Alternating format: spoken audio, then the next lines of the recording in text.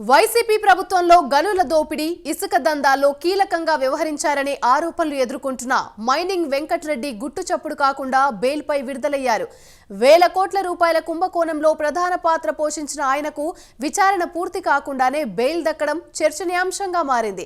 తీవ్ర అభియోగాలున్న కేసులో ఆయనకు బెయిల్ ఎలా వచ్చింది? ఆయన బెయిల్ పిటిషన్పై ఏసీబీ ఎందుకు అభ్యంతరం చెప్పలేదు? అధికార యంత్రాంగంలో ఇంకా వైసీపీ పట్ల స్వామి భక్తి తగ్గలేదా అన్న వాటిపై రకరకాల అనుమానాలు వ్యక్తమవుతున్నాయి.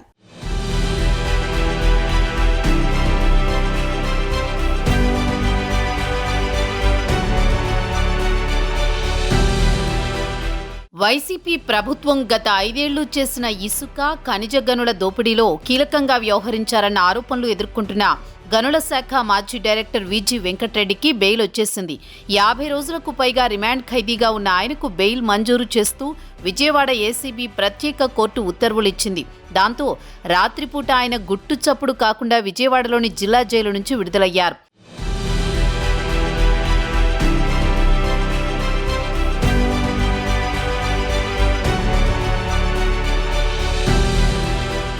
జగన్ ప్రభుత్వంలో గనుల శాఖకు సంబంధించిన టెండర్లు, ఒప్పందాలు, ఏపీ ఎంఎంసీ నిబంధనలు, ఆపరేషన్స్, ఇసుక తవ్వకాల్లో భారీ ఎత్తున అక్రమాలు, అవినీతి, అవకతవకలకు పాల్పడ్డారనే అభియోగాలతో వెంకటరెడ్డిపై ఏసీబీ అధికారులు కేసు నమోదు చేశారు. కూటమి ప్రభుత్వం ఏర్పడినప్పటి నుంచి పరారీలో ఉన్న ఆయన్ని సెప్టెంబర్ 26న హైదరాబాద్లో అరెస్టు చేశారు.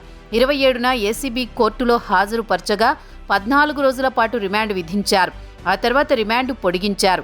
అయితే ఈ కుంభకోణం కేసులో అరెస్టైన 50 రోజుల్లోనే ఆయన జైలు నుంచి బయటకొచ్చారు.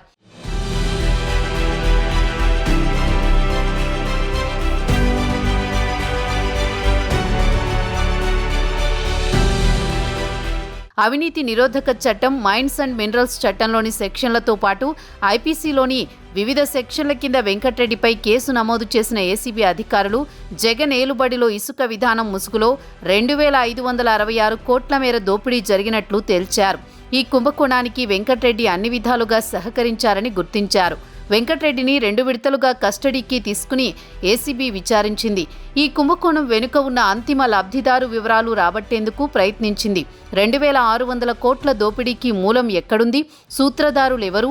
ఎవరి ఆదేశాల మేరకు ఈ అక్రమాలకు పాల్పడ్డారనే దానిపై ప్రశ్నలు సంధించింది.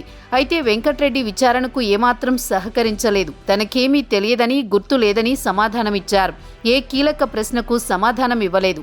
ఆయన నుంచి ముఖ్యమైన సమాచారం రాలేదు. కానీ ఇంతలోనే ఆయన బెయిల్పై బయటకొచ్చేయడం చర్చనీయాంశంగా మారింది.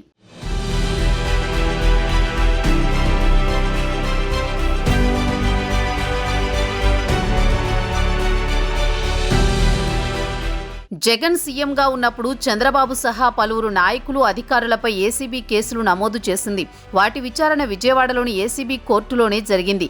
అప్పుడు పనిచేసిన అధికారులు, సిబ్బంది ప్రతి చిన్న విషయానికి చాలా హడావుడి చేసేవారు. కోర్టులో ఏ పిటిషన్లు, మెమోలు దాఖలు చేయబోతున్నారో ముందుగానే లీకులు ఇచ్చేవారు. స్కిల్ డెవలప్మెంట్ కేసులో సరైన ఆధారాలు లేకపోయినా చంద్రబాబుకు బెయిల్ లభించడానికి 2 నెలలు పట్టింది. కానీ వెంకటరెడ్డి విషయంలో తీవ్ర అభియోగాలతో పాటు ఆధారాలు ఉన్న ఏసీబీ సమర్థంగా వ్యవహరించకపోవడంపై సర్వత్రా విమర్శలు వస్తున్నాయి.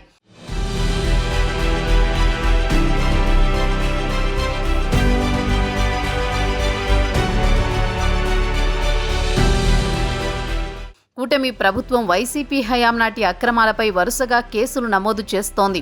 విచారణలో అప్పటి దౌర్జన్యాలు, అవినీతిపై ఆధారాలు సేకరిస్తున్నా అధికారులు అరెస్టులు చేస్తున్నారు. అయితే ఏ కేసులో సరైన విచారణ జరగడం లేదని కూటమి శ్రేణులు అసహనం వ్యక్తం చేస్తున్నాయి. వైసీపీ హయాంలో చెలరేగిపోయిన రౌడీ షీటర్ బోరుగడ్డ అనిల్కు పోలీసులు రాచమర్యాదలు చేస్తున్న ఉదంతాలు బయటపడుతున్నాయి. వరుసగా కేసులు పెడుతున్నా చెప్పుకోదగ్గ కీలక నేతలు, అధికారులు అరెస్టులు జరగడం లేదు.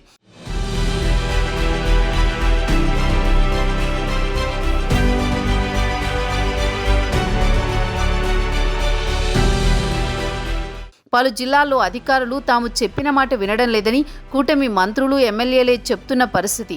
తాజాగా అరెస్టైన గనుల వెంకటరెడ్డికి వెంటనే బెయిల్ వచ్చింది. అది ఏసీబీ అభ్యంతరం పెట్టకపోవడంతో కింద కోర్టులోనే ఊరట లభించింది. ఆయన పరారీలో ఉన్నన్ని రోజులు కూడా జైల్లో లేరు. ఆ క్రమంలో అధికార యంత్రాంగంలో ఇంకా పాత వాసనలు పోలేదని, ఇంకా వైసీపీకి విధేయత ప్రదర్శిస్తున్నారన్న ఆరోపణలున్నాయి.